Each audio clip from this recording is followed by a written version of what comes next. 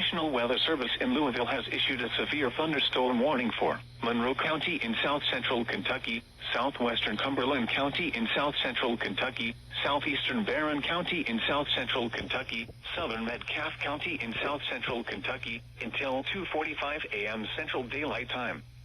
At 1:52 a.m. Central Daylight Time, a severe thunderstorm was located 8 miles southwest of Edmonton, moving southeast at 35 miles per hour. Expected hazards include 60 miles per hour wind gusts and penny-size hail.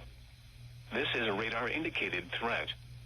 The following impacts are expected. Expect damage to roofs, siding, and trees. This severe thunderstorm will be near Tompkinsville around 2:05 a.m. Central Daylight Time. For your protection, move to an interior room on the lowest floor of a building.